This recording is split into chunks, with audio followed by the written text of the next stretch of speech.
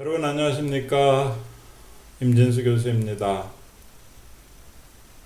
저희가 2주간의 시간을 인터넷으로 여러분과 만나기로 했지만 코로나 사태가 진정되지 않아서 3주를 더 연장하게 되었습니다. 특별히 이번 주는 종려주일을 맞이했고 이제 고난의 시간이 시작됩니다. 종려주일의 의미는 예수님께서 다윗의 자손으로 왕으로 입성하시지만 그러나 그 왕되심을 십자가로 증명하는 그런 고난의 시간의 시작이며 동시에 영광을 성취하기 위한 그런 고난의 길을 걸어가는 과정이라고 볼 수가 있겠습니다. 이 은혜의 시간을 교회 공동체에서 함께 지내야 되는데 각자의 삶의 처소에서 주님을 만나고 예배하신 여러분들에게 위로와 평강이 넘치기를 주님의 이름으로 축원합니다. 잠깐 기도하고 시작하겠습니다. 좋으신 하나님 감사합니다. 저희들이 이제 고난 시간 주간을 시작하고 또 이제 예수님의 종려주일의 그 시작으로 주님의 고난의 시간들을 묵상하고 있습니다. 이 코로나의 시간이 참으로 고통스럽습니다. 그러나 잘 이겨내고 또 서로를 위한 배를 통해서 교회가 약한 사람들, 힘든 사람들을 생각하는 그런 예수님의 마음을 품는 시간들 되게 하시고 고린도전서 2장에 담겨있는 그런 말씀의 의미도 저희들이 잘 깨달아 알게 도와주시옵소서. 오늘도 함께 하시는 주님 감사드리며 예수님의 이름으로 간절히 기도 올리옵나이다. 아멘. 자 여러분 어쨌든 3주간의 시간이 좀 더 시작이 되고 있지만 인내하시고 또 그러나 이런 그 인터넷의 접근을 통해서 앞으로는 우리가 다양한 방법으로 선교할 수도 있겠다라고 하는 그런 생각을 가져보면서 여러분들이 새로운 도전의 기회가 되기를 바람하지 않습니다. 자 여러분 오늘은 고린도전서 2장인데요. 고린도전서 2장은 총 16절까지 되어 있는데 2장 1절서부터 5절까지가 고린도에서의 바울의 설교 이렇게 되어 있고요. 그 다음에 이제 2장 6절서부터 16절까지는 하나님의 지혜와 신비 그리고 세상의 지혜와의 대립이 어떻게 나타나는지를 설명하는 내용으로 되어 있습니다. 먼저 2장 1절서부터 5절까지 고린도에서의 바울의 설교라는 내용을 살펴보도록 하겠습니다. 일단 여러분들이 성경을 읽을 때 그 본문의 문단 나누기를 하고 이렇게 1절서부터 예를 들어서 5절까지 나눈다라고 했으면 그 본문 안에 등장하고 있는 그런 키워드가 무엇인지 그리고 어떤 문맥의 전후 관계가 있는지 그리고 그런 키워드를 통해서 무엇을 말하려고 하는지 컨셉을 이해하는 것이 중요합니다. 그래서 이것도 역시 그런 과정의 한 부분으로 보시면 되겠습니다. 그래서 2장 1절서부터 5절은 바울 사도가 어떻게 고린도 교회에서 설교하면서 교회를 세울 수 있었는지 개척할 수 있었는지 그 정신을 보여주고 있습니다. 바울은 이 단락을 통해서 자신이 고린도에서 활동하면서 자신이 전한 설교에 대해서 언급하고 있습니다. 특별히 바울의 설교는 그가 고린도전서 1장 26절에서 언급했던 수신자들의 부름의 상태에 대해서 상세하게 언급했던 것과 연결됩니다. 여러분들이 1장 26절 읽어보시면 그러므로 형제자매 여러분 여러분의 부르심을 살펴보시기 바랍니다. 여러분은 육체를 따라서 보면 지혜로운 사람이 많이 있지 않았고 힘이 있는 사람들도 많이 있지 않았고 좋은 신분으로 태어난 사람들도 많이 있지 않았습니다. 이것을 가리켜서 흔히 고린도 교회의 구성원들의 사회적 상태였다라고 이야기를 하게 되는데요. 육체를 따라서 보면 이라는 말은 어떤 외적인 상태로 보면 이러죠. 어떤 외적인 사회적 신분 상태로 보면 이렇게 그래 지혜로운 사람이 많지 않았다. 그러니까 공부를 한 사람이 적다라는 의미로 되고요. 힘이 있는 사람이 권력을 가진 사람이 많지 않았다. 좋은 신분, 그래서 좋은 집안에서 태어난 것이 아니다. 이런 의미로 보면 되겠습니다. 그러나 27절에 보면 하나님은 세상의 어리석은 것들을 선택하셨다. 위에서 말한 어리석게 보인다라고 하는 것이 세상의 가치에서 보게 되면 좀 어리숙해 보이는 고린도인들의 상태하고도 닮아 있습니다. 그래서 그런 어리석은 것들을 선택하셨는데 이것은 그분이 지혜로운 사람들을 부끄럽게 하려는 것이다. 세상에서 공부한 사람들을 부끄럽게 하려는 것이고 하나님이 세상에 약한 것들을 선택하셨는데 그것은 강한 사람들을 부끄럽게 하는 것이다. 26절과 연결해 보면 힘있고 능력 있는 사람들을 약한 사람들을 통해서 부끄럽게 하신다. 이게 이제 고린도 교인들의 새로운 상태가 되었다라고 이해하는 것으로 보시면 되겠습니다.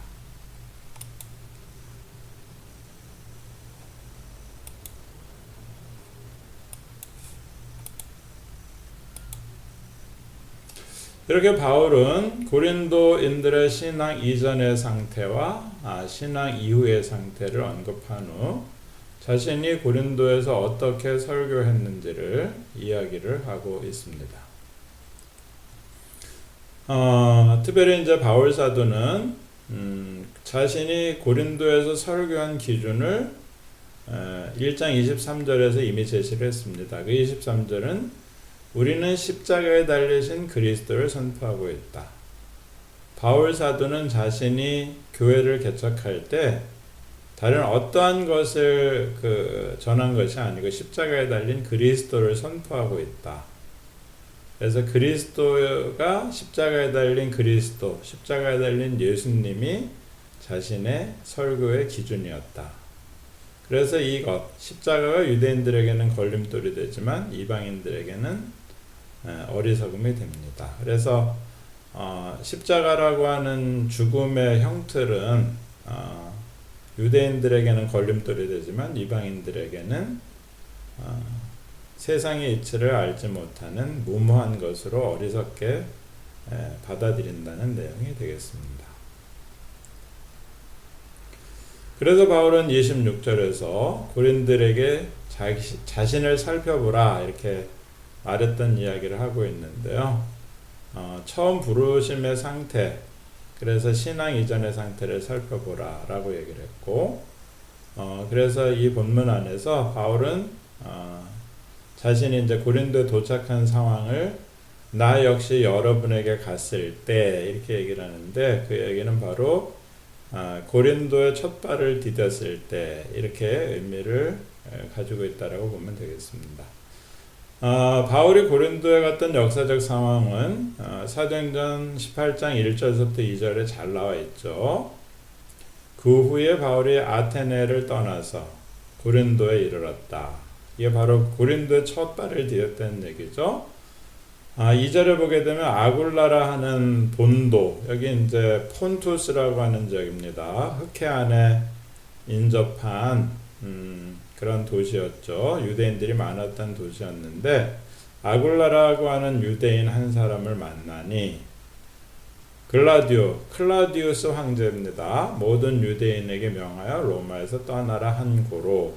그래서 클라우디우스 황제가 이 칙령을 내렸던 때가 AD 49년으로 되죠. 그래서 아굴라가 로마에서 떠나서 그의 아내 브리스길라와 함께 이탈리아로부터 왔을 때 바울이 그들을 만나러 갔다. 그리고 그들과 더불어서 함께 교회 개척 사역을 하게 됐다라고 하는 내용이 나와 있습니다. 자, 그래서 여러분들이 이렇게 바울이 고린도에 도착한 상황을 알 수가 있고요. 그에 대한 이해는 다음에서 말하는 그런 내용들, 중요한 단락의 내용들을 살펴보는 것으로 우리 여러분들이 좀 아시는 게 중요하겠습니다. 일단 여기서 바울 상도가 강조하는 것은 자기가 갔을 때 말이나 지혜의 뛰어남을 따라서 간 것이 아니다. 그래서 어쨌든 바울이 그곳에 갔던 것들은 어떤 현란한 말이라든지 세상의 어떤 지혜를 자랑하려고 했던 것이 아니고, 2절에 가서 보게 되면 예수 여러분 가운데서 예수 그리스도며 십자가에 달리신 분 외에, 그래서 십자가에 못 박힌 그리스도를 전했고, 그리고 3절에 가서 보면 나 역시 약함과 두려움과 많은 떨림 가운데서 자신의 연약함, 두려움, 떨림, 이런 그 세상에서의 낮은 자의 모습을 말하고 있고요. 그래서 4절에서 보게 되면 나의 말, 여기서 말이라고 하는 말은 의미는 제가 말씀드렸던 것처럼 나의 설교는 이렇게 돼도 되겠죠. 그 다음에 나의 선포는, 이건 선포라는 말이 우리나라 개혁성경에서는 전도로 번역되고 있는데요. 나의 전도는 이렇게 하게 되겠습니다. 그래서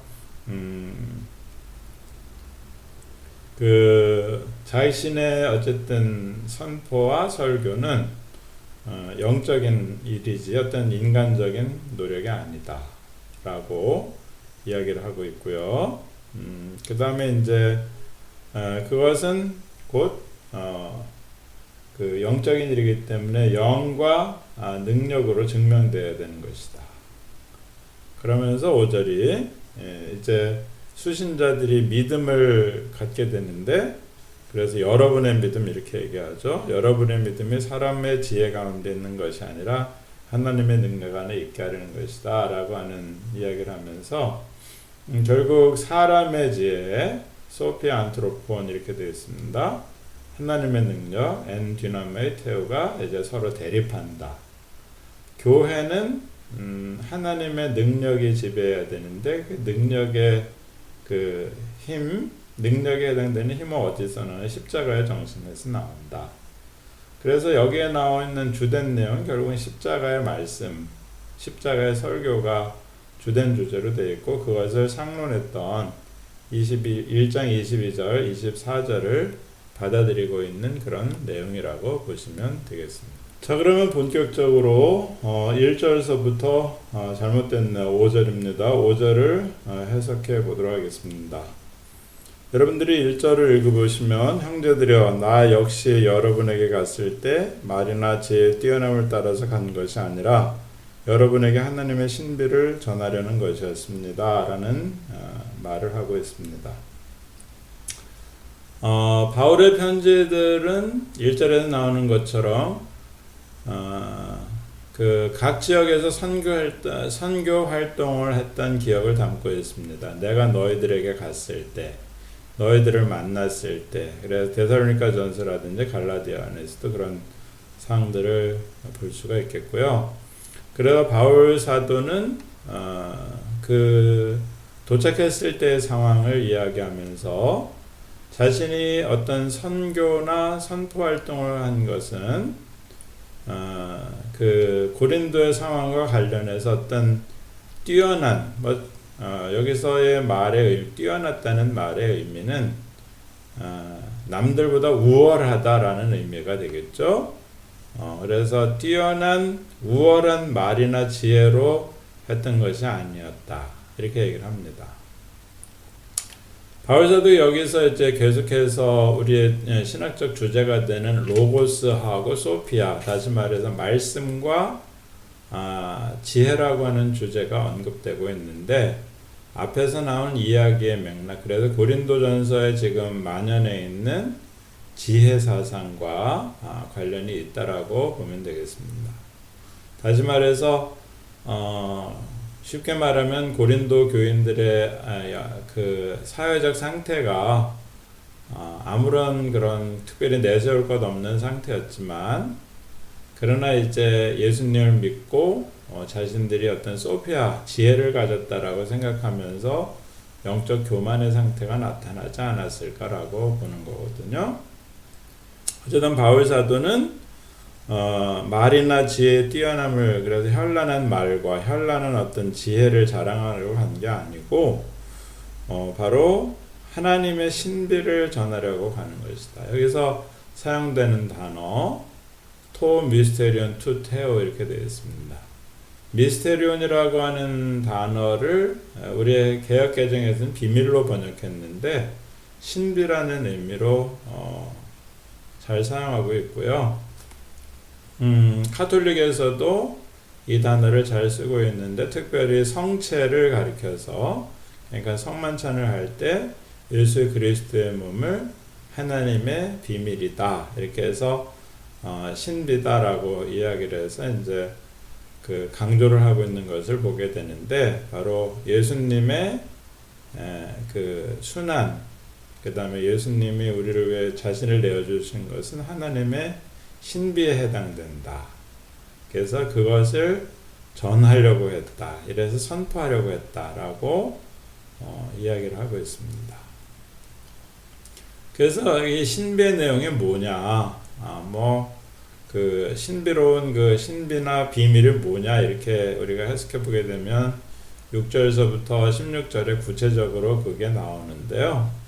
바로 십자가를 통해서 구원 계획을 가지고 있는 그 하나님의 뜻이 결국은 신비에 해당되는데 여기에 이제 정관사를 부르죠. 바로 그 하나님의 신비 이렇게 이제 어떤 그 규정 개념으로 말하고 있는 것도 볼 수가 있습니다. 그래서 이 하나님의 신비라고 하는 것은 다른 말로는 하나님의 숨겨진 계시를 알리는 행위죠. 그래서 우리가 계시라고 하는 하나님의 어째 뜻을 알아내는 과정을 보게 되는데 하나님은 당신을 우리한테 보여주시고 당신의 뜻을 우리에게 펼쳐 보여주시기를 원하시는데 우리가 이것을 이제 기독교의 조직신학에서는 계시를 자연계시와 일반계시, 특별히 자연계시와 일반계시 같은 개념이죠. 그 다음에 특별계시로 나누죠. 그래서 하나님을 알 수 있는 가능성을 자연을 통해서 아는 것, 이것을 자연계시, 일반계시 이렇게 얘기를 하고요. 그 다음에 하나님이 당신을 자기 자신을 보여주는 특별한 방식이 하나가 있는데 그걸 특별계시, 바로 예수 그리스도의 사건, 십자가를 통해서 보여주시죠. 그래서 하나님을 알 수 있는 길이 결국은 뭐냐? 예수님의 십자가 사건에 있다. 그래서 바울은 이 신비에 해당되는 하나님의 계시를 인간적인 지혜의 말에 뛰어남으로 말하지 않았다는 것이죠. 왜냐하면은 그 하나님의 지혜에 해당되는 신비는 십자가라고 하는 고난과 관련된 낮아짐의 모습이기 때문에 결코 어떤 자랑거리가 아니고 오히려 겸손의 모습으로 나와야 되기 때문에 지혜의 말이나 뛰어남이 아니라고 말하고 있는 것이 되겠습니다. 그래서 하나님의 주시는 신비가 이렇게 인간에게 깨달음을 가져다 준다는 사상은 이미 그 구약의 전통 안에도 나와 있습니다. 다니엘서 2장 30절에도 이 신비와 관련된 비밀의 개념이 나와 있는데요. 그거 헬러로 번역했던 구약 성경의 버전이 두 가지입니다. 하나는 70인역이라고 하는 버전이 있고 하나는 이제 테오도어라고 하는 사람이 번역한 테오도션 번역이 있는데 거기에 보게 되면 내가 이 은밀한 것, 비밀을 내게 이 은밀한 것, 괄호 열고 비밀을 나타내시면 내 지혜가 모든 사람들이 낳기 때문이 아니라 오직 그 해석을 왕에게 알려서 왕이 마음으로 생각하던 것을 왕에게 알려주려 하심이니이다. 즉 하나님이 비밀을 알리는 것은 계시에 의한 것이 인간 자신의 깨달음이나 숙고의 결과가 아니다. 그래서 우리가 하나님을 알 수 있는 것은 하나님이 자기 자신을 가르쳐 주시고 계시해 주실 때 하는 거지 인간이 어떤 불교 방식으로 이렇게 좌선이나 뭐 이런 곰곰이 숙고함으로 하나님을 알 수 있는 것이 아니라는 것이죠. 이게 이제 기독교 사상의 특징이라고 말할 수가 있겠습니다. 하나님은 자기 자신을 보여주시는데 그때의 인간이 겨우 하나님을 깨닫는 것이지 인간의 노력으로 하나님을 사실은 알 수 없는 것이다. 이렇게 이해를 하시면 되겠습니다. 자, 그래서 2절에 넘어가면 바울 사도는 왜냐하면 나는 여러분 가운데서 예수 그리스도이며 십자가에 달리신 이분 외에는 어떤 것도 판단하지 않았고 알지 못했기 때문입니다. 라고 말하고 있습니다. 바울 사도가 이제 그 1절에 대한 이유로 왜냐하면 이라고 하는 이유를 제시하면서 결론적으로 오직 십자가에 달리신 예수 그리스도만 판단하기로 하였다. 예수 그리스도가 있는지 없는지만 판단하기로 하였다. 이렇게 해석해도 되겠습니다. 그래서 여기서 판단하였다는 말은 자기가 사도로서의 핵심적인 주제, 핵심적인 사역의 중심은 결국 예수 그리스도, 십자가에 못 박힌 예수 그리스도가 중심인데 그 기준에서 벗어나지 않겠다라고 하는 내용이 되겠습니다. 그래서 바울 사도의 판단은 한쪽의 결과만 말하는 것이 아니라 세상에서 하나님의 사건이었던 십자가 사건을 통해서 요구되고 가능해지는 것이 무엇인지를 말하고자 하는 것이죠.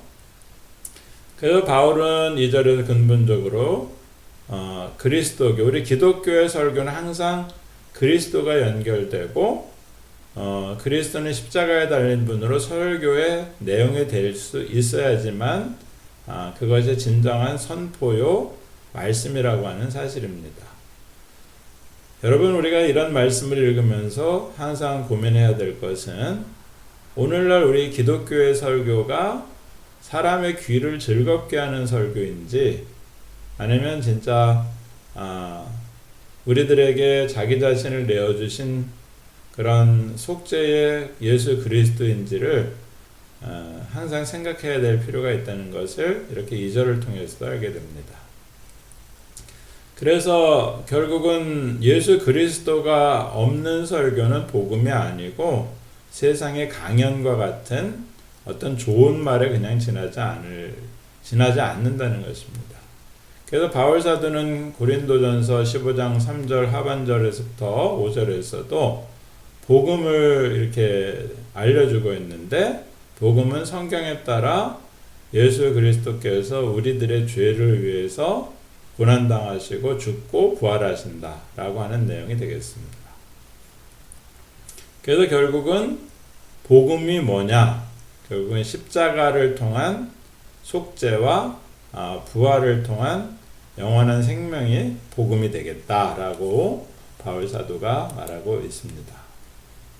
계속해서 바울 사도는 이제 3절에서 자기가 고린도에 갔을 때의 상태를 얘기하고 있습니다. 이 3절의 이야기를 보게 되면 그 있게 되었다라고 하는 그 단어를 쓰고 있는데요. 그게 헬라어로 에게노멘입니다.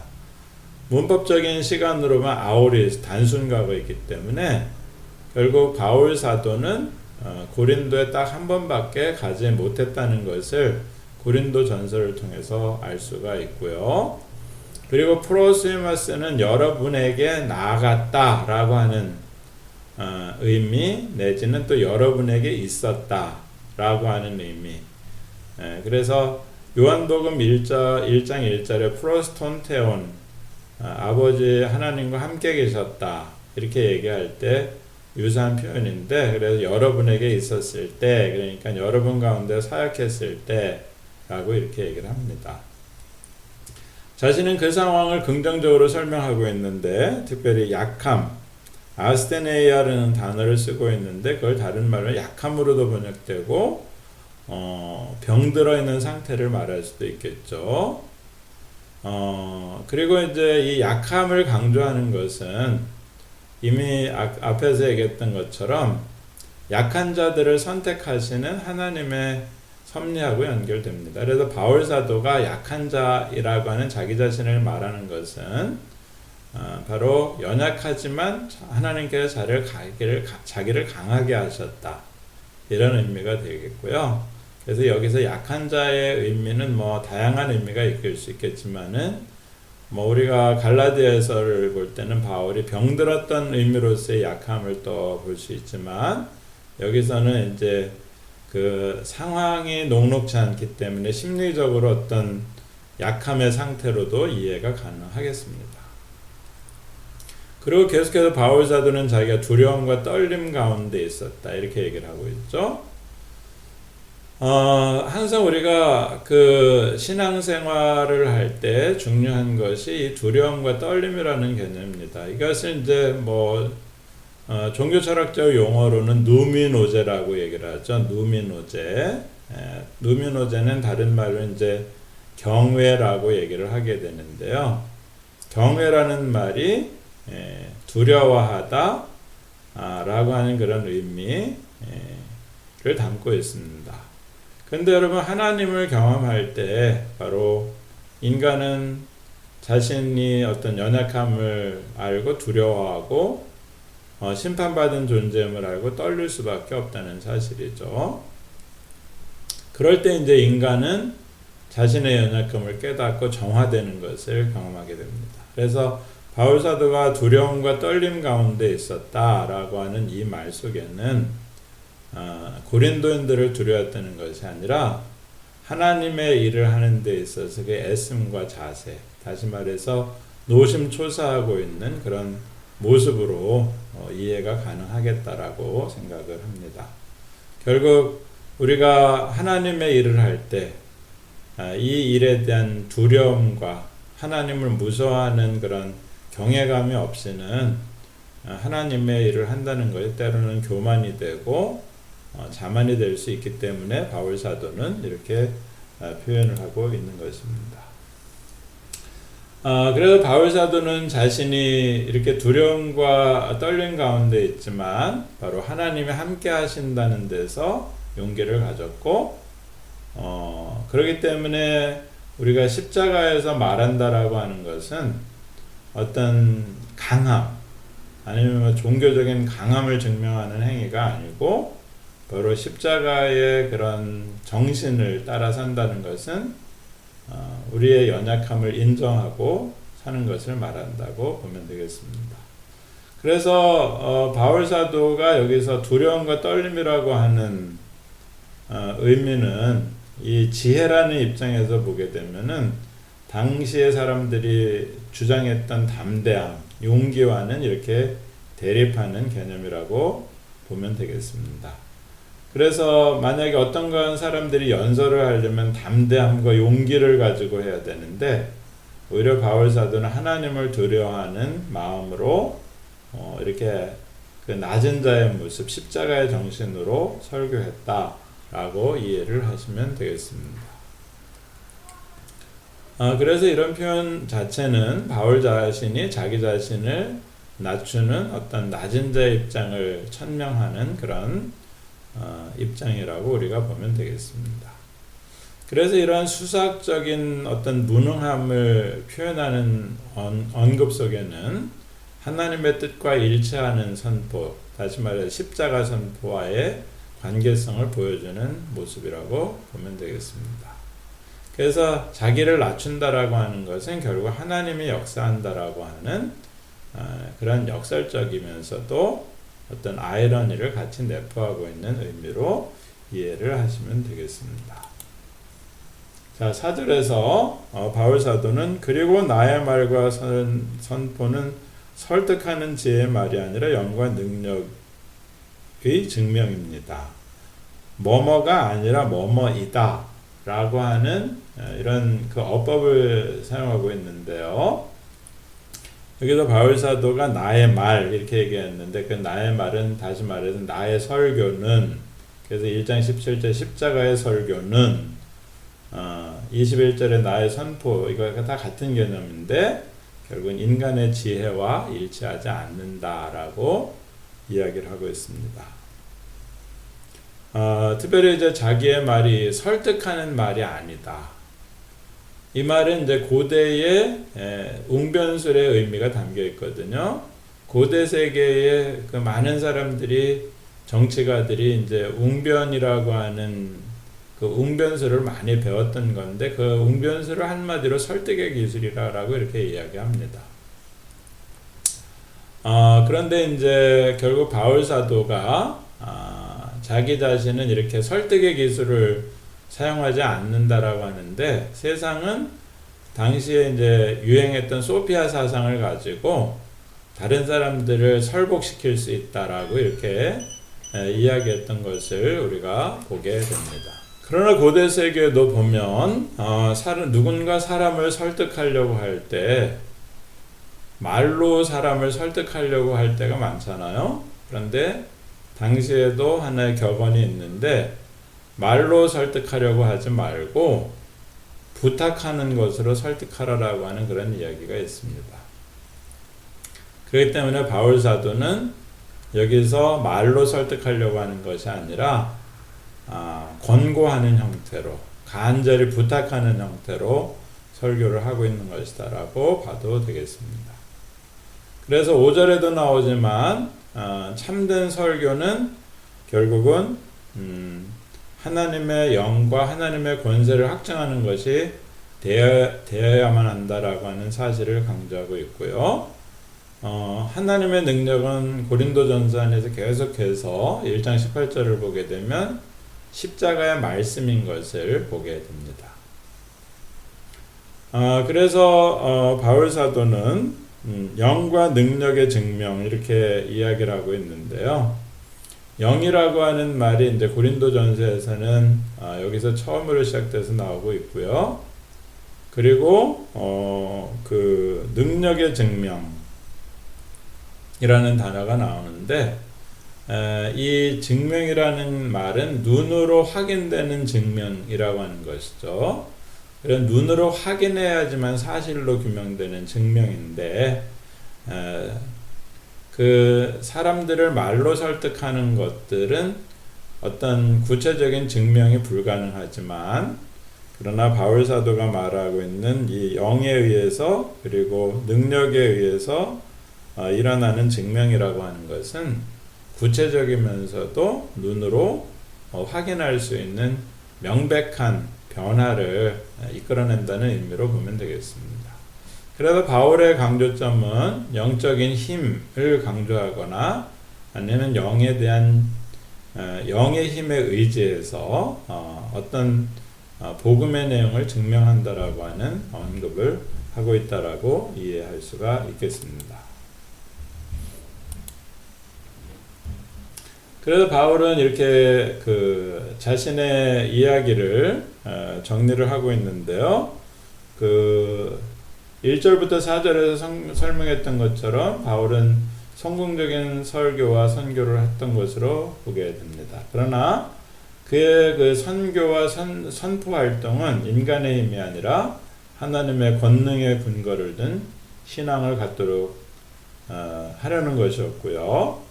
그래서 바울이 말하는 사람들의 지혜는 세상의 지혜나 말의 지혜를 의미하는데, 그런데 바울 사도는 이런 사람들의 지혜, 세상의 지혜와는 다른 십자가의 말씀이 참된 지혜이고, 십자가의 이 말씀이라고 하는 것은 세상의 지혜나 세상의 기준과는 다르다라고 이야기를 하고 있습니다. 그래서 진정한 그 하나님의 능력은 사람들로 하여금 신앙을 가능하게 하고 믿음을 만들어내는 것이죠.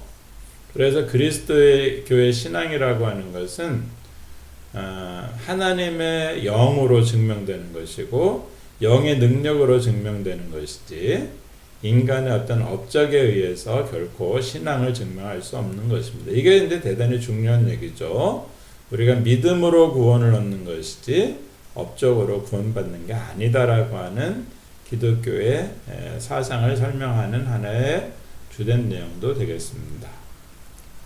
그래서 바울은 고린도에 자신이 등장했던 과거의 기억을 되살려내면서 그것을 통해서 이 설교의 수신자들이었던 고린도 안에서 형성된 그 입장들을 쭉 설명하면서 그리스도 안에서 형성된 하나님의 능력과 그것과 대립하는 인간적인 지혜를 상대화시키고 있는 것을 볼 수가 있습니다.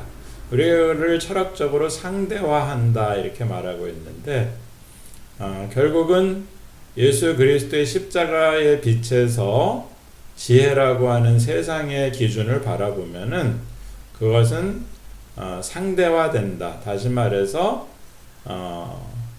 그 가치가 세상에서는 아무리 중요한 것이라 할지라도 십자가의 정신으로 볼 때 하나님의 능력의 관점에서 보게 되면 별 아무것도 아닌 것이 되는 상대적인 것이 되고 만다. 절대가 아니라 상대적인 것이 되고 만다라는 그런 의미가 되겠습니다. 지금까지 1절과 5절을 다음과 같이 정리해 볼 수 있을 것 같습니다.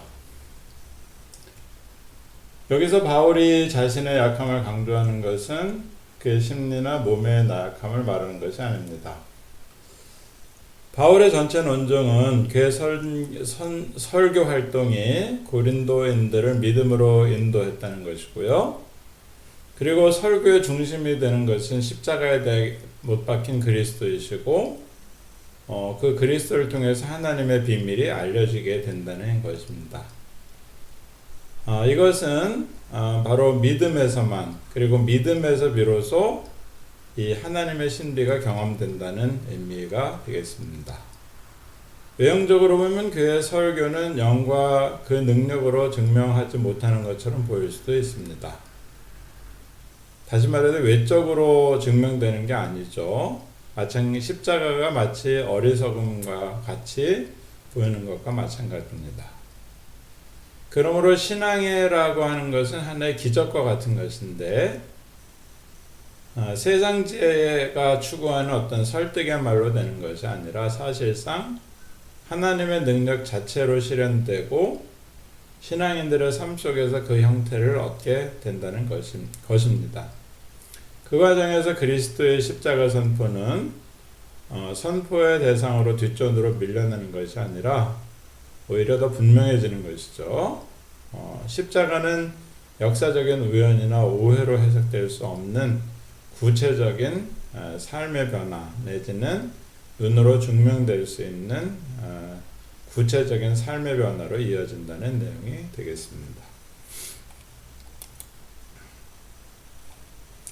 그래서 바울 사도는 이렇게 이제 자신이 고린도에 도착해서 설교했던 내용들을 이야기하고 고린도 교인들에게 어떤 자세, 어떤 기준에서 설교했는지를 이야기한 다음에 이제 2장 6절부터 16절까지는 앞에서 말했던 톰 미스테리언 투테오, 다시 말해서 하나님의 신비, 그것을 하나님의 지혜라고 하는 관점과 관련해서 설명해 나가고 있습니다.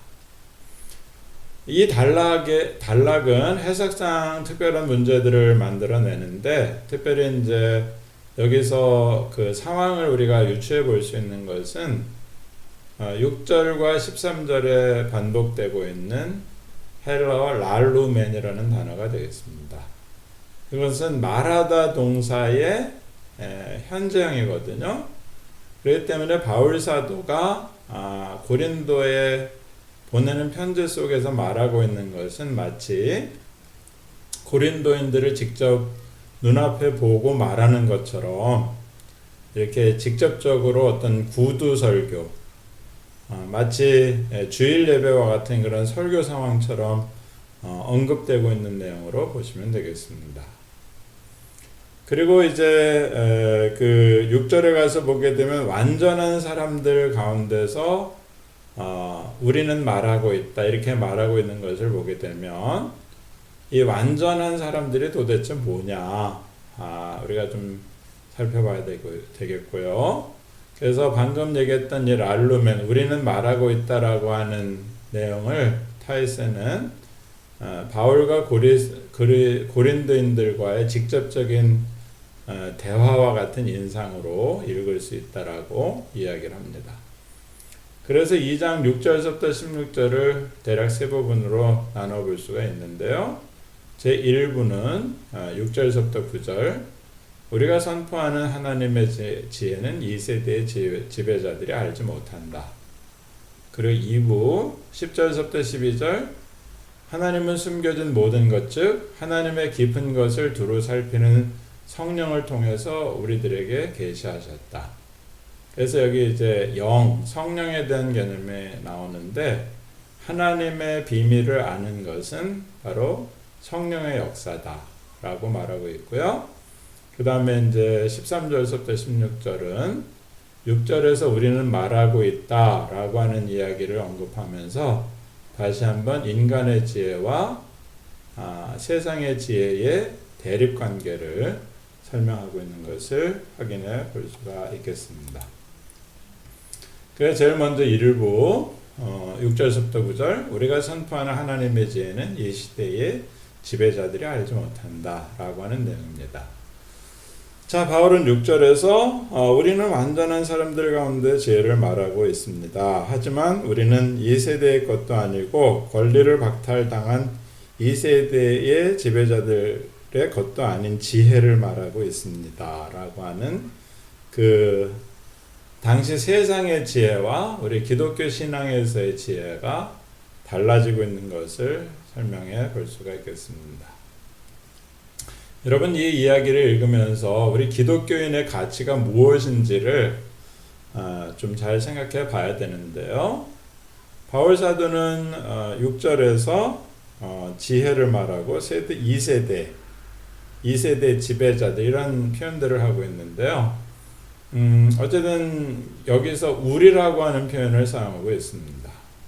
그래서 여기서 말하는 우리는 바울과 그리고 고린도 공동체를 이야기하고 있는데요. 특별히 이제 바울 사도는 우리는 완전한 사람들 가운데서 이렇게 얘기하고 있습니다. 그들 가운데 지혜를 선포하고 있다라고 얘기를 하고 있는데 이 완전이라고 하는 표현이 상당히 어려운 개념 중에 하나가 되겠습니다. 온전한 것, 이렇게도 우리가 볼 수도 있겠고요. 여러분들이 그 예수님의 명령에 나오는 것처럼 하늘 아버지께서 완전하신 것처럼 너희도 완전한 자가 되라 라고 할 때도 이 온전 완전이 거의 비슷한 똑같은 개념이라고 보셔도 괜찮겠습니다. 그래서 이 바울이 여기서 말하고 있는 완전한 자들이라고 하는 것은 아마 당시 세계의 소피아가 추구하던 사상하고도 맞물려 있다라고 보면 되겠습니다. 당시 그리스 로마 시대의 사람들은 자신들이 세상의 지혜를 얻음으로 완전한 자들이 될 것이다라고 하는 그런 생각들을 가지고 있었다라고 우리가 볼 수가 있습니다. 그런데 그 바울 사도가 고린도전서 3장 1절에 가서 보게 되면 악에는 어린아이가 되고 라고 하는 의미가 되는데 여기서 이제 그 생각하는 것에 이제 온전한 자가 되라 이런 식으로 계속해서 나오고 있습니다. 그러니까 이런 것들을 연결해서 본다라고 하면은 소피아의 개념으로서의 완전한 것이 아니고 하늘 아버지께서 완전하신 것처럼 너희도 완전하라 오히려 그런 개념에 더 가깝지 않을까라고 하는 의미로 이해를 하면 되겠습니다. 그래서 여기서 완전이라고 하는 개념은 바로 영적인 성숙은 미성숙한 사람들과 차이가 있다라고 하는 의미로 말하는 것인데요. 여기서 온전한 자들, 완전한 자들은 지혜사상에서 말하는 소피아를 얻음으로 자기 자신이 뛰어나다라고 주장하는 완전한 자들과는 다른 것입니다. 기독교에서 완전하라고 하는 것은 바로 사랑을 해주시는, 사랑을 베푸신 하나님의 완전처럼 우리도 사랑함으로 완전해지는 것이죠. 그래서 바울 사도 그래서 존 웨슬리도 그리스도인의 완전에서 그 기독교인의 완전에 도달하는 사람들은 어떤 사람이냐? 바로 사랑하는 사람들이다. 사랑으로 가득 차 있는 사람들이다. 이런 사람들을 바로 기독교인의 완전에 도달한 사람들로 이야기하고 있는 것을 보게 되는 것입니다. 그래서 바울 사도는 참된 지혜의 인식 능력은 사람들이 스스로 어떤 깨달음으로 주는 것이 아니라 앞에서도 말씀드렸던 것처럼 하나님이 보여주실 때 진정한 깨달음이 온다. 그리고 고린도에 그 등장하는 주장들을 반박하는 의미가 이 완전 개념에 들어있는데요.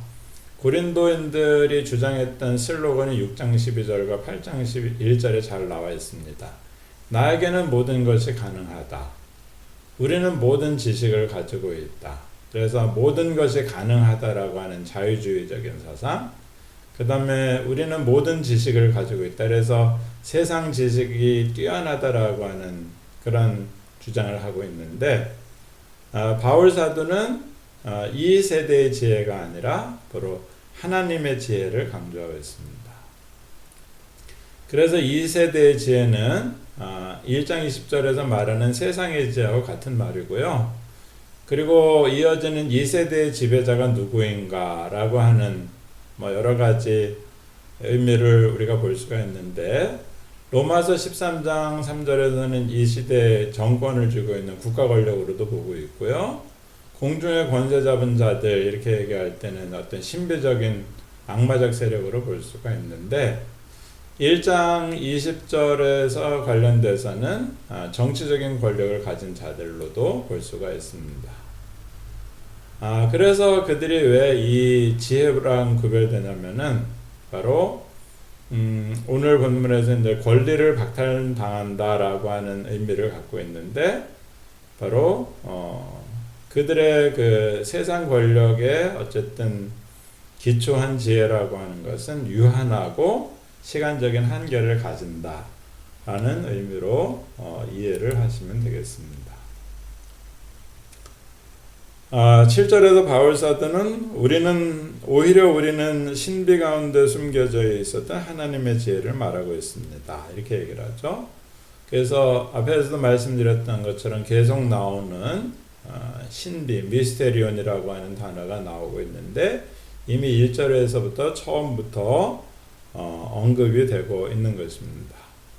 그래서 그 하나님의 신비 가운데서 하나님의 지혜가 드러난다라고 얘기를 하는 것이죠. 그래서 이 하나님의 지혜가 이렇게 숨겨져 있다라고 하는 의미는 결국 이제 그 숨겨진 지혜가 드러나야 되기 때문에 하나님은 그 숨겨졌던 것을 인간에게 보여주신다는 의미는 바로 계시해 주신다, 알려주신다는 의미하고 연결되어 있습니다. 그렇기 때문에 결국은 10절에서 하나님의 영을 통해 우리에게 계시해 주셨다라고 하는 의미하고 계속 연결이 된다라고 보시면 되겠습니다. 그래서 고린도전서 2장 7절에서도 지금 여기서 말하는 것도 이전에 숨겨진 것을 말하는 것이 아니라 숨겨진 것과 알리는 것의 어쨌든 대립을 통해서 결국은 선포는 신비를 알리는 것이고, 그 선포가 없으면 그 신비는 계속해서 숨겨져 있다. 그래서 우리 기독교의 선포라고 하는 것은 계속해서 하나님의 비밀을 알려주는 일을 하는 것이다라고 이해를 하시면 되겠습니다. 그래서 하나님은 지배자들에게 숨겨 놓으셨던 지혜를 바로 우리의 영광을 위해서 미리 정해 놓으셨다. 이렇게 이야기를 해놓고 있습니다. 우리의 영광이라는 개념을 보게 되는데, 제가 수업 시간에도 말씀드린 영광이 뭐냐, 헬라어로는 이제 독사 이렇게 얘기를 하는데, 우리가 뭐 주님께 영광 돌려야 된다 이런 얘기도 많이 하잖아요. 그런데 이제 영광이라는 말의 의미는 사실은 우리가 어떤 경기를 생각해 보면 쉽게 이해가 되겠습니다. 경기에서 영광을 누리는 사람이 있는데 그건 바로 챔피언에게 주어지는 것입니다. 그 챔피언이라고 하는 의미 속에는 여러 가지 경기에서 싸워서 최종적으로 승리를 거두었다. 그럴 때 이제 그런 사람들에게 영광을 돌리잖아요. 그래서 여기서 영광을 우리를 위해서 준비해 놓으셨다라고 하는데, 바로 그 영광은 바로 구원의 선물을 우리에게 주신 것을 의미하는 것이 되겠습니다. 자, 그래서 바울 사도는 8절에 가서 이 세상의 지배달 중에 어느 누구도 하나님의 지혜를 알지 못하였습니다. 왜냐하면 그들이 알았다면 영광의 주님을 십자가에 못 박지 않았을 것이기 때문입니다. 그래도 바울 사도는 7절 하반절과 나란히 8절 상반절에서 이 시대의 지배자들 중 어느 누구도 하나님의 지혜를 알지 못한다. 그래서 이제 현재 완료형으로 이렇게 얘기를 하고 있는데, 바울이 선포하는 이 순간까지도 세상의 지배자들은 알지 못하고 있다, 이렇게 이야기를 하는 거고요. 그리고 이제 8절 하반절에 가서 보게 되면 어떤 의미가 드러나냐면은 바로 하나님의 지혜가 바로 그리스도와 함께 있는 것으로 설명을 하고 있습니다. 만약에 그 지배자들이 자기 자신들의 지혜를 신뢰하지 않고 하나님의 지혜를 알았다라고 한다면 영광의 주님을, 예수님을 십자가에 못 박지 않았을 것이다. 그래서 이것을 예수님의 순환의 목록과 연결돼서, 순환의 이야기하고 연결돼서 보게 되면 바로 그 지배자들은 예수님을 십자가처형으로 몰아갔던 유대교 당국자들인 사내들인이나 빌라도를 볼 수가 있겠습니다. 특별히 여기서 이제 바울 사도는 영광의 주님이다 라고 하는 퀴리오스라고 하는 단어를 쓰고 있는 것에 주목을 해볼 필요가 있습니다. 원래 퀴리오스라고 하는 것은 야훼의, 여호와께 해당됐던 용어인데, 이제 예수님이 십자가에 달렸지만 그 본질은 이미 예수님의 본질이 주님이셨다, 하나님과 동등된 것이었다, 이런 의미를 그 속에 이제 담고 있다라고 보시면 되겠습니다. 그래서 세속의 권력자들은 그리스도를 십자가에 못 박은 것으로 하나님의 지혜에 대해서 무지하다는 것을 스스로 드러내고 있다는 것이죠. 그래서 예수님을 못 박은 행위는 그들의 무지를 드러내는 것이고, 그럼에도 불구하고 못 박히신 예수님은 그리스도이시고 영광의 주님이시다. 그래서 십자가는 사실은 지배자들이 승리하는 장소가 아니라 십자가에 못 박힌 분 자신의 승리가 이루어지는 장소라고 보면 되겠죠. 그래서 십자가를 통한 승리라고 하는 의미가 담겨 있습니다. 이 십자가에 못 박히신 분이 믿는 자들에게 영광의 주님이시다 라고 얘기하고 있고, 결국 십자가는 예수가 주님이 되는 것이 증명되는 계시의 장소다. 이게 이제 십자가를 고난으로만 보지 않고 바로 십자가가 궁극적인 승리라고 하는 의미도 말하고 있는 아주 중요한 내용이 되겠습니다. 9절에 보게 되면 이제 인용 문구처럼 나와 있죠. 어떤 눈과 귀도 그것을 보지 못했고 듣지도 못했으며 인간의 마음까지 올라가지 못했다. 하나님은 그것을 그런 사랑하는 사람들을 위해서 준비하셨다. 그래서 어쨌든 그 구약 성경 인용문 형식인데, 어떤 성서 부분이 정확하게 학자들이 일치를 보지 못하고 있습니다. 개역 개정판을 우리가 살펴보면 이사야서 64장 4절이나 65장 17절을 지시하고 있는데요. 65장 17절 같은 경우는 완전히 다른 내용으로 되어 있고요. 그러나 어쨌든 9절의 인용 형식이 7절과 8절에서 말하는 것을 확정하는 것인데, 여기서 이제 그를 사랑하는 사람들을 위해서 준비해 주셨다, 이런 의미를 어쨌든 담고 있는 게 핵심적인 내용이 되겠습니다. 자, 그래서 6절부터 16절까지 일부가 끝났고요. 이제 2부 10절부터 12절을 살펴볼 수가 있겠습니다. 그래서 10절부터 12절까지의 내용은 하나님은 숨겨진 것을, 모든 것, 즉 하나님의 깊은 것을 두루 살피시는 성령을 통해서 우리들에게 계시해 주신다, 이렇게 이해를 하면 되겠습니다. 여기서부터는 이제 나오는 개념이 영 개념이죠. 하나님은 영을 통하여 우리들에게 알려주셨다, 이렇게 얘기를 하고 있습니다. 왜냐하면 영은 모든 것을 조사하고 하나님의 깊은 것들을 찾아내기 때문입니다. 이렇게 되어 있습니다. 어쨌든 이 10절의 의미는 9절의 마지막 하나님이 준비하셨다는 것이 무엇인지를 설명해 주고 있는데요. 여기서 키워드로 나오는 것은 하나님이 우리에게 계시해 주셨다. 준비해 주셨다는 것과 계시해 주셨다는 것이 서로 같은 의미죠. 특별히 이제 우리에게라고 하는 의미는 바로 누구냐면 그를 사랑하는 자들을 말하는 것으로 우리는 특별한 그룹이 아니라 모든 기독교인들을 다 지칭하는 의미가 되겠습니다. 그래서 하나님의 계시라고 하는 의미, 계시한다라고 하는 의미 안에는 어쨌든 미래의 어쨌든 종말론적 사건도 이야기를 하지만 설교를 통해서 지금까지 숨겨진 지혜를 깨닫도록 알려주신다는 의미가 되어 있습니다. 그래서 지금 선포되는 하나님의 말씀이 미래의 심판까지도 알려준다는 의미가 되겠습니다.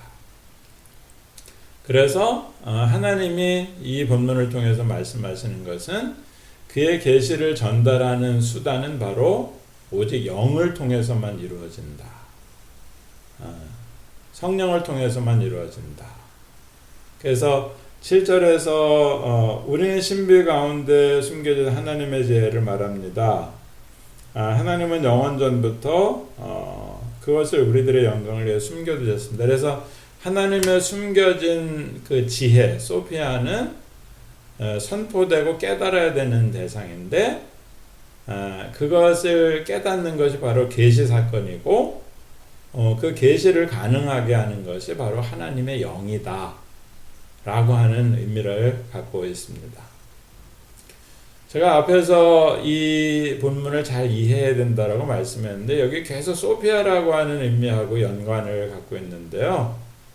저는 이렇게 좀 설명을 드려보고 싶습니다. 그것은 바로 세상의 철학과 기독교의 철학의 차이가 뭐냐라고 하는 것이죠. 예를 들어서 플라톤에게 있어서 철학의 중심은 바로 이데아라고 하는 거잖아요. 그러니까 어떤 보이는 현상이 아니라 보이지 않는 이데아의 세계, 관념의 세계가 실제하는 그런 실체라고 해서 철학의 어떤 사상의 중심으로 삼았고, 아리스토텔레스 같은 경우는 이데아하고 사물을 구분하지 않는 사물과 이데아의 일치를 주장했던 그런 사람입니다. 그러면 이제 기독교의 소피아, 기독교의 철학은 뭐냐? 그것은 바로 십자가라고 하는 것입니다.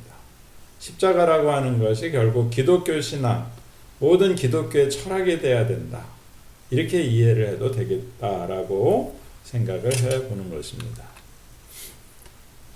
자, 그래서 바울 사도는 10절 하반절에서 왜냐하면 영은 모든 것을 조사하고 하나님의 깊은 것들을 찾아내기 때문입니다. 이렇게 이야기하는데, 그래서 하나님의 영, 바울 사도는 여기서 영이 성령의 모든 것을 두루 살핀다.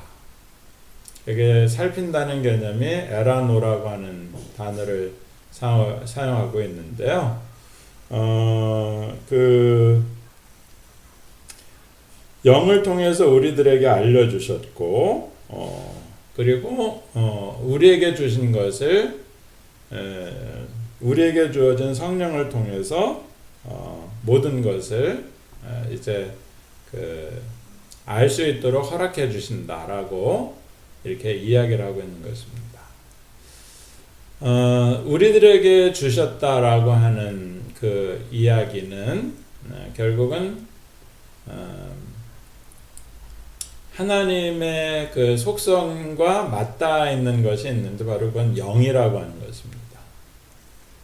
그러니까 인간을 구성하는 것이 영도 있고 혼도 있고 육체도 있습니다. 그러나 하나님은 영이시니 신령과 진정으로 예배할지어다 라고 하는 말과 유사하게 우리에게는 하나님께서 그 하나님을 알 수 있는 어떤 동기를 보여주셨는데 그게 우리에게 있는 영이라고 하는 것입니다. 그래서 그 영이 하나님을 향해 있을 때 이제 그 영과 우리의 영과 하나님의 영이 서로 만나는 사건이 일어나야 된다는 의미가 되겠습니다. 그래서 그 영이 결국은 하나님의 영에 해당되는 것이 두루 살피고 조사하고 검증하는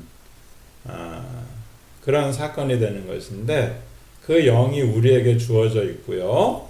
그래서 결국은 우리 안에 있는 그 영이 하나님의 영과 일치가 될 때 하나님과 그리스도에 관련된 어떤 초월적인 깨달음, 지식을 가능하게 하는 것입니다. 그래서 하나님의 깊음에까지 도달하게 되는 내용이 되겠습니다. 그래서 이 10절을 통해서 바울 사도가 말하려고 하는 것은 하나님의 영이 무엇을 알려주는 이 계시를 통해서 하나님의 내적인 본질을 두루 살피시는 그 일에 우리가 참여할 수 있다라고 이야기하는 것입니다. 그래서 우리 기독교 신앙이 하나님의 깊은 것을 깨닫기 위해서 십자가 사건을 깨닫기 위해서는 바로 이 영의 인도함을 받아야 된다. 성령의 인도함을 받아야 된다. 이런 의미로 이해를 하시면 되겠습니다. 그래서 바울 사도는 사람의 영 말고는 11절에서 사람의 영 말고는 사람들 중에 누가 사람들의 깊은 속을 알겠습니까? 마찬가지로 하나님의 영 말고는 하나님의 깊은 것을 알지 못했습니다. 이렇게 얘기를 하고 있습니다. 그래서 여기에는 이제 바울의 어떤 일반적인 그 인식 원칙이 이어지는데요. 그것은 같은 것이 같은 것을 안다. 이걸 뭐 우리가 소위 말해서 동류는 동류가 인식한다. 고수는 고수끼리 통한다. 여러분들이 뭐 예를 들어서 제갈량하고 유비가 만났을 때 적벽대전에서 마치 뭐 검은고 연주를 하면서 아무 대화도 나누지 않았지만 그 음악 속에 대화가 있었던 것처럼 그런 의미라고 보면 되겠죠. 그래서 바울은 근본적으로 그 성령이 인간에게 진정한 깨달음을 가능하게 해주고 있다라고 보고 있고요. 그래서 그 인간이 깨닫는 것을 에그노켄 이렇게 쓰고 있는데 여기서 알다라고 하는 동사인데 좀 더 구체적인 의미로 본다면 깨닫는다 라는 의미로 이해를 하시면 되겠습니다. 그래서 결국 인간 스스로가 하나님에 대해서 깨닫는 것은 불가능하고 인간이 하나님에 대해서 깨달을 수 있는 것은 영의 역사를 통해서 결국은 하나님의 영과 우리의 영이 같이 만나는 그 사건을 통해서만 가능한다 라고 이야기를 하고 있는 겁니다. 그래서 바울 사도는 이 그리스도의 사건이 바로 하나님의 영을 받는 사건이라고 12절에서 설명하고 있습니다. 12절을 읽어보면 우리는 세상의 영을 받은 것이 아니라 하나님으로부터 오신 영을 받았습니다. 이것은 우리가 하나님에 의해서 우리에게 선물로 주어진 것들을 알기 때문입니다. 이렇게 해석하고 있습니다. 그래서 12절 상반절에서 우리가 받은 영을 얘기하고 있고요. 그래서 그 영은 세상에 속한 것이 아니라 하나님으로부터 왔다. 이렇게 되어 있죠. 그리고 세상의 영은 세상의 지혜에 이렇게 빠져 있지만 그러나 이제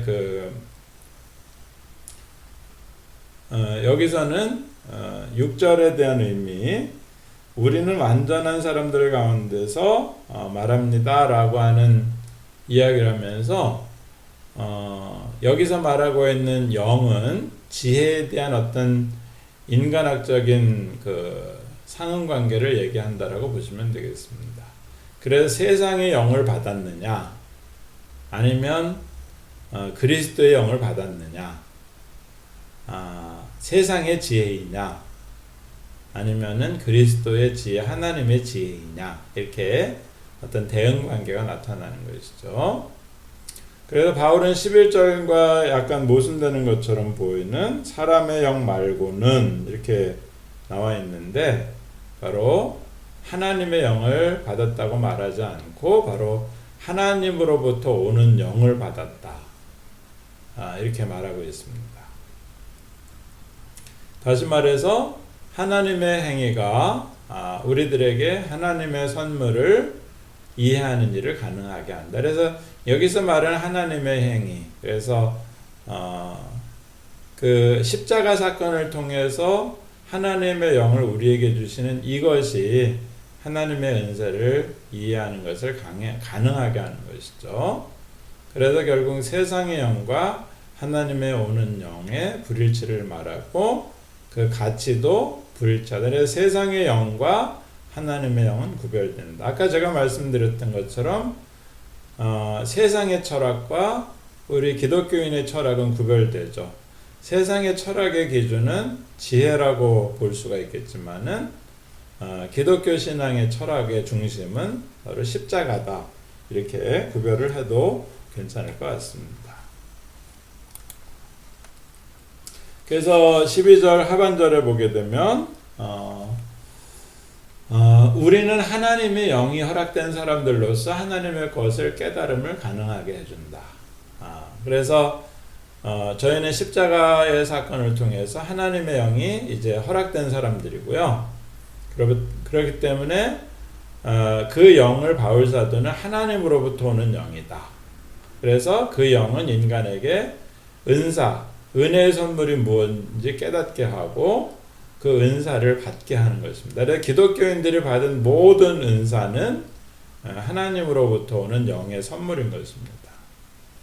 그래서 이것이 그 하나님에 의해서 주어진 것, 헬라어로 계속 표현되고 있죠. 타 히포투 테우 카리스텐타 헤민, 우리에게 하나님에 의해서 우리에게 주어진 것, 이렇게 이야기를 하고 있습니다. 그래서 이 주다라고 하는 의미인데 유사한 맥락이 고린도전서 8장 32절에서 자기 아들을 아끼지 아니하시고 내어주시니 모든 것을 주시지 않겠는가 라고 하는 그런 은사 개념하고도 연결되는 내용이 되겠습니다. 그래서 여기서 말하는 은사 전체는 구원과 구원의 희망 모두를 포함하고 있고요. 지금도 유효한 구원을 말한다고 보면 되겠습니다.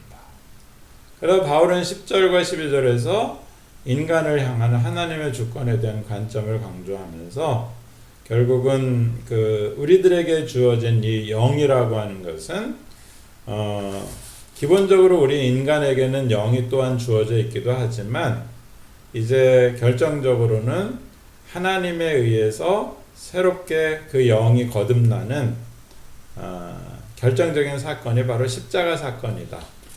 저는 이런 바울의 영 이해를 보게 되면서 이제 이 영이라고 하는 것은 인간학적 개념인데요.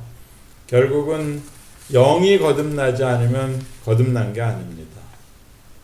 이성이 거듭나지 않으면 거듭난 게 아니고요. 육체가 거듭나지 않으면 거듭난 게 아니고 우리의 생각이 거듭나지 않으면 거듭난 게 아닙니다. 바울은 그런 이야기를 여기서 했다라고 보셔도 될 것 같습니다. 자, 이제 3부에 해당됩니다. 13절에서부터 16절. 13절은 바로 우리 역시 말하고 있습니다 라고 이런 6절 하반절을 받아들이면서 다시 한번 인간의 지혜와 영과 대립하는 지혜 선택에 대해서 이제 이야기를 계속해 나가고 있습니다. 13절을 보게 되면 여기서 랄루멘, 우리는 말하고 있습니다 라고 하는 표현을 계속 이어가고 있고요.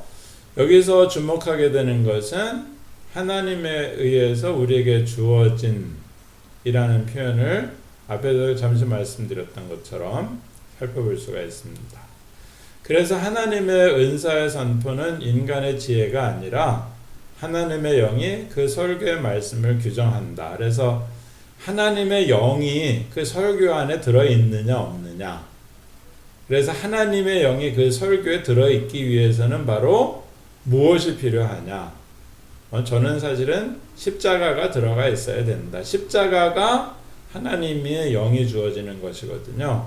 결정적인 순간과 계기가 됐기 때문에 바로 설교의 말씀에는 반드시 십자가 정신이 들어가야 된다라고 보시면 되겠습니다. 그렇기 때문에 인간적인 교훈과 영의 교훈의 대립이 나타납니다. 계속해서 영적인 것으로 영적인 것을 이해한다, 판단한다라고 하는 의미가 나와 있는데요. 거기에 푸뉴마티코스, 푸뉴마타, 싱크리논테스 이렇게 되어 있죠. 그래서 뭐 굳이 번역하면 영적인 것들로 영적인 것들을 해석한다, 판단한다 이렇게 보면 되겠습니다. 그래서 이 판단한다의 단어가 비교하다, 측량하다, 판단하다, 해석하다, 설명하다, 요약하다, 결합하다 이렇게 얘기를 하는데 여기서는 아마 해석하다, 설명하다 이렇게. 그래서 영적인 것으로 영적인 것을 파악한다, 해석한다 이렇게 해석하는 게 좋겠죠. 이 해석을 통해서 이제 그 자연적인 인간, 헬러어는 푸시키코스 안트로포스 이렇게 나와 있습니다. 여기서 푸시키코스라고 하는 단어는 푸시케라고 하는 단어하고 연결이 되어 있죠. 원래 이제 뭐 우리가 그 목숨이라고도 번역이 되고 있고요, 숨으로도 번역이 되어 있는데 제가 이 말을 생각할 때마다 사실은 그 자연적인 인간으로 우리 그 성경에 번역하고 있는데 아직까지는 좀 뭐 그 적절한 번역이 없는데 굳이 뭐 이렇게 번역을 하면 숨쉬는 인간 이렇게 번역해도 괜찮을 것 같습니다. 그 말의 의미는 뭐냐면은 여러분들이 만약에 지금 호흡이 끊어진다면 여러분들은 죽은 것이죠. 우리가 목숨이라고 얘기할 때도 이 목이라고 하는 그 기관을 통해서 이 폐를 통해서 숨이 들어왔다 나갔다 해야지 생명이 이어지는 거랑 마찬가지입니다. 그리고 목숨을 나타내는 것이 지금 이제 코로나 사태 때문에 많은 사람들이 그 발열 체크를 하고 있잖아요. 그런데 여러분 인간이라고 하는 것이 벌써 36.5도를 넘어서 37도, 38도, 39도가 되면 벌써 인간은 죽음의 위협을 경험합니다. 그렇기 때문에 이것을 자연적인 인간, 푸시키코스 이렇게 얘기를 하는 것이죠. 그런데 이제 이렇게 그 숨쉬는 인간의 측면이 있고 그 다음에 바울 사도는 영적인 인간, 푸뉴마티코스, 안트로포스가 있다라고 이야기를 합니다. 그럼 우리 기독교인들은 어떤 사람들이 되느냐? 자연적인 인간, 숨쉬는 인간을 넘어서서 영적인 인간이 되어야 된다는 내용이 되겠습니다. 그래서 이것으로 영적인 선포가 사실상 영적인 인간들에게만 알려지고 영적인 은사의 들음과 받아들임을 통해서 영적인 사람들이 되는 것을 말한다고 보시면 되겠습니다. 결국은 영적인 그 깨달음, 하나님의 영에 의한 깨달음, 영으로 그리스도 사건을 받아들이는 거예요. 그러니까 어떤 지식이라든지 지혜로 받아들이는 것이 아니라 은혜로 영적으로 받아들이는 것이 진정한 깨달음이 된다 이렇게 보는 것입니다. 그래서 이렇게 바울이 영적인 사람이라고 하는 표현은 바울에게만 나오는 것이고 베드로전서에 딱 한 번 나오는 것을 우리가 확인해 볼 수가 있습니다. 자, 14절에서 바울 사도는 뭐라고 얘기는 그러나 자연적인 인간, 숨을 쉬고 있는 인간은 하나님의 영의 것들을 받아들이지 못합니다. 그래서 14절은 영적인 사람들에게라는 것이 영적인 사람들과 관계되어 있다 이렇게 얘기를 하고 있고요. 그래서 자연적인 인간은 하나님의 영에 부합하는 복음을 받아들이지 못한다. 이렇게 인간에게는 영적인 차원과 자연적인 차원이 두 부류로 나눠진다라고 하는 것은 고대 종교 세계 안에 널리 퍼져 있었던 사고방식이고요. 지금도 뭐 우리가 교회 안에서 신앙생활을 하다 보면 하나님의 영적인 가치를 더 중요시하는 사람과 세상의 기준을 더 중요시하는 사람 이렇게 이원론적으로 나눠지는 것을 볼 때가 있습니다. 그래서 바울 사도가 말하는 여기서 말하는 자연적인 인간은 영적인 인간과 대립하는 인간성이고 그렇기 때문에 바울은 육적인 몸은 영적인 몸과 대립하는 것으로도 표현하고 있습니다. 그렇기 때문에 그 바울 사도는 이어지는 말씀에서 왜냐하면 그것들이 그 사람들에게는 어리석은 것이고 그가 영으로 시험을 당하고 있다는 것을 알지 못하기 때문입니다. 이 모리아라고 하는 헬라어를 쓰고 있는데 여기서 어리석음이라고 하는 단어를 쓰고 있죠. 그래서 이 하나님의 영을 받지 못한 그냥 숨만 쉬는 인간들은 십자가를 어떻게 이해하느냐? 어리석은 것으로 받아들이고 있고요. 그렇기 때문에 자연적인 인간은 멸망하기 전까지 하나님의 영의 복음의 입장에서 보면 어리석은 사람들로 판명되고 있는 것입니다. 그래서 바울 사도는 14절에서 영적인 것이라고 하는 표현을 가지고 있거든요. 영으로 시험당하고 있다는 것을 알지 못한다 라고 하는 것이 나오고 있는데 바울은 여기서 자연적인 것은 영의 복음으로 나갈 수 없다. 그리고 여기 아나크리노라고 하는 판단하다는 얘기를 하고 있는데 비판적인 검증을 하는 거거든요. 시험을 당하고 있다. 이제 우리는 그렇게 표현도 되고 있습니다. 그런데 이제 결국은 그 영에 의해서 어떤 비판적인 검증을 하지 못하기 때문에 십자가 사건을 받아들이지 못한다. 그런 의미가 되겠습니다. 그리고 자연적인 인간은 유대인, 그리스도인 모든 인간을 말할 수가 있겠죠. 기독교인이 아닌 모든 인간. 그리고 자연적인 인과정은 종교적으로 어떤 그 높은 깨달음에 도달할 수 없다는 의미도 되겠습니다. 그리고 15절에서는 그러나 영적인 사람들은 모든 것을 시험합니다. 그러나 그는 어느 누구에 의해서 시험을 당하지 않습니다. 이렇게 말하고 있습니다. 그래서 15절 A절은 영적인 인간과 자연적인 인간의 대립을 얘기하는데 모든 것을 판단할 수 있는 사람은 영적인 사람이다. 그러나 앞에서 말했던 자연적인 사람은 모든 판단을 할 수 없다라고 하는 것이죠. 그래서 이 판단하다는 만화가 계속 이야기가 나오고 있는데 어떤 신학적인 기준을 말하는 것입니다. 그 신학적인 기준이라고 하는 것은 이게 영적인 것이냐 아니냐라고 하는 것을 판단할 수 있는 어떤 기준점이 뭐냐라고 하는데 역시 그것은 십자가 사건을 기준으로 한다는 내용이 되겠습니다. 그래서 15절 상반절은 근본적으로 14절을 받아들이면서 자연적인 인간이 하나님의 영의 판단에서 벗어나 있다는 확증을 하는 것이고요. 다른 측면에서는 영적인 사람 그에게는 모든 것이 가능하기 때문에 모든 것을 판단할 수 있는 것이 가능하다라고 하는 것을 이야기하는 것입니다. 그래서 사실은 영적인 사람이 이제 육적인 것과 영적인 것을 동시에 판단할 수 있는 분별력을 가진다 이렇게 이해를 할 수가 있겠습니다. 그리고 이제 15절 하반절은 논리적인 결과를 얘기하는데 결국 바울 사도가 말하고자 하는 것은 영적인 사람은 모든 것을 알고 실수를 하지 않는다라고 말하려고 하는 것이 아니고요. 오히려 그는 하나님의 영과 결합되어 있기 때문에 어떤 세상의 어떤 영이 이끌어가는 이상한 마치 신천지와 같은 이상한 판단에 종속되는 것이 아니다 라고 얘기를 하는 것입니다. 이번 우리가 코로나 사태를 통해서 확인했던 것처럼 하나님의 영이 없다라고 한다면 이상하게 거기에도 끌려가는 신천지 사상에 종속되는 결과가 나오는 거랑 비슷하다라고 보면 되겠습니다.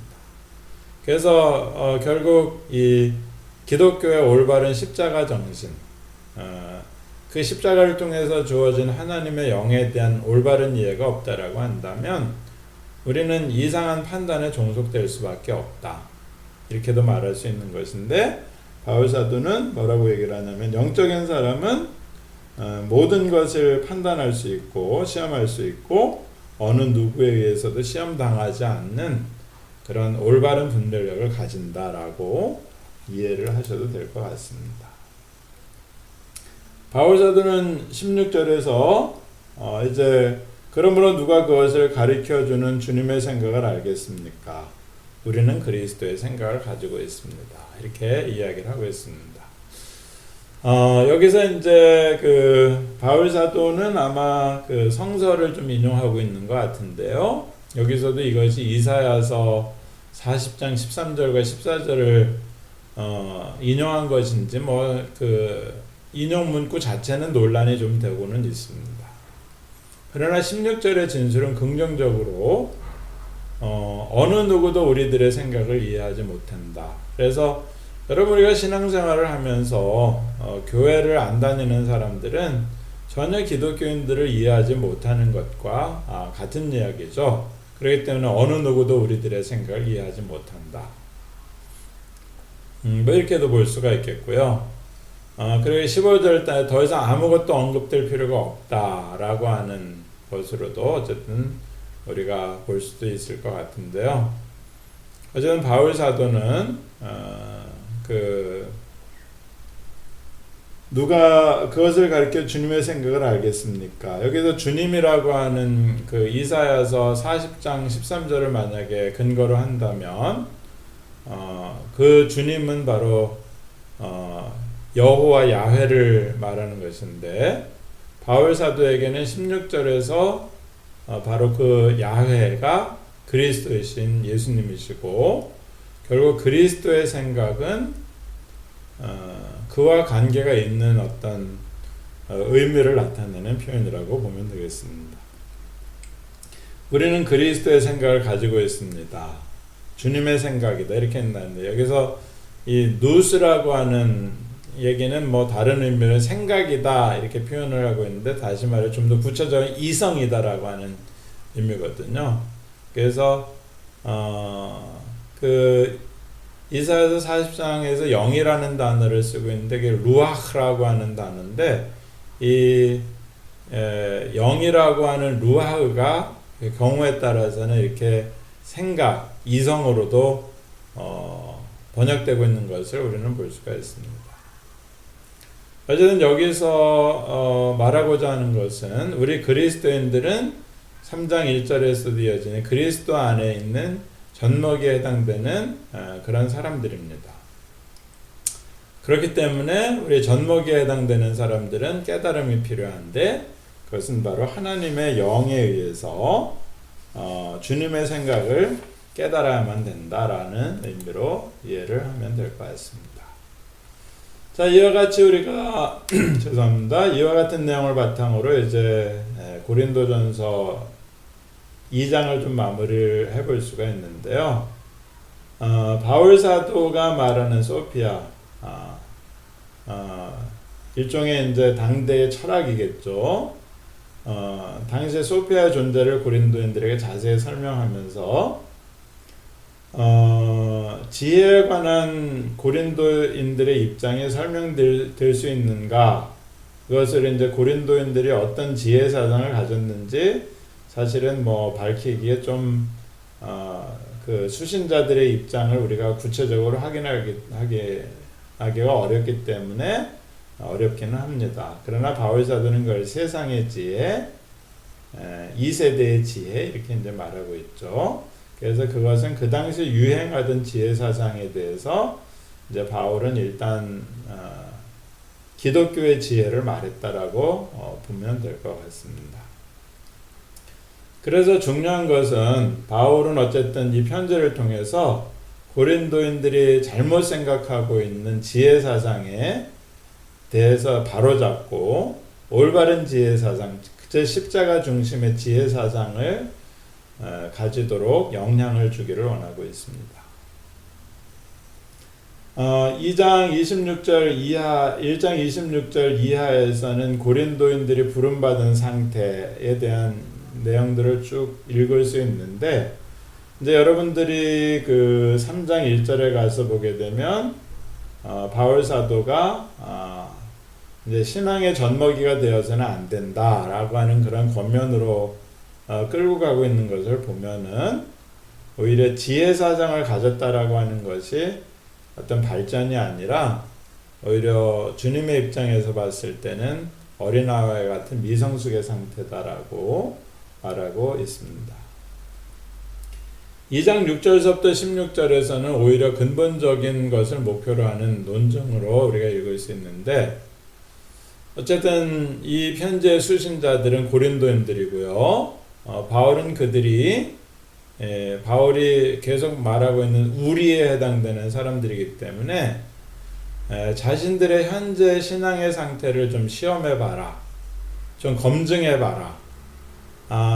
예수를 믿고 있는데 세상 철학이 중심이 되고 있는지, 아니면 십자가를 바탕으로 하는 기독교 철학이 중심이 되고 있는지를 한번 생각해 봐라 라고 하는 그런 권면을 하고 있다라고 보면 될 것 같습니다.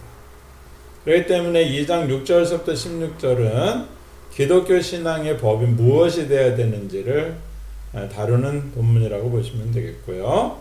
그것은 바로 그리스도를 통해서 주어진 성령을 중심으로, 십자가 사건을 통해서 주어진 성령을 중심으로 생각하고 해석하는, 성령이 지배하는 새로운 법을 가져라 라는 의미로 이해할 수 있고, 결국은 십자가가 기독교 사상의 핵심적인 철학의 중심이다, 이런 의미로 바울 사도가 이 장을 말했다고 보시면 될 것 같습니다.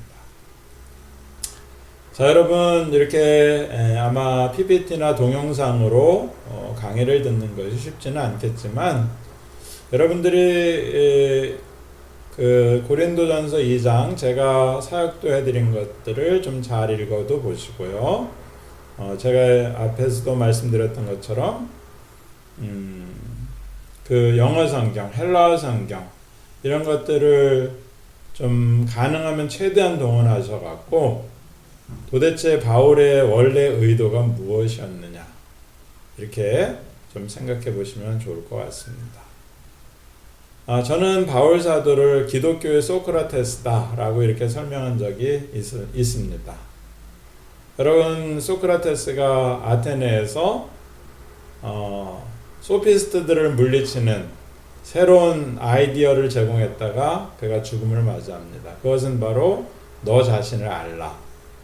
소피스트들은 당시의 지혜로 세상을 효과적으로 능동적으로 살아갈 수 있다라고 주장했지만, 이 소크라테스는 내 자신을 아는 것이 진정한 지식, 지혜의 출발이다, 이렇게 얘기를 했기 때문에 대립을 경험할 수밖에 없고 결국 죽음을 맞이하게 됐습니다.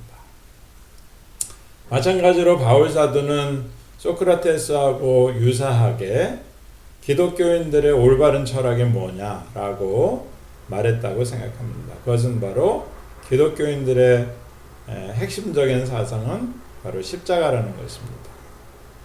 그렇기 때문에 바울 사도는 여전히 오늘도 우리들의 교회를 향해서 교회의 소크라테스가 되어서 우리들의 설교 속에, 그리고 우리들의 삶 속에 진짜 십자가 정신이 있는가 없는가를 계속해서 묻고 우리들로 하여금 깨닫게 요구하고 있습니다. 이런 깨달음이 여러분들이 고린도전서를 읽으면서 일어나기를 바라고, 그 깨달음을 주시는 분은 십자가를 통해서 주어진 성령의 역사라고 저는 믿습니다. 이런 이해로 여러분들이 바울 사도를 이해함으로 교회를 사랑했던 그 정신을 잘 이해해서 이 코로나로 위기에 빠진 교회들을 살려낼 수 있는 그런 능력의 사람들이 다 되기를 간절히 바라봅니다. 긴 강의 들으시느라고 수고들 많이 하셨습니다. 감사합니다.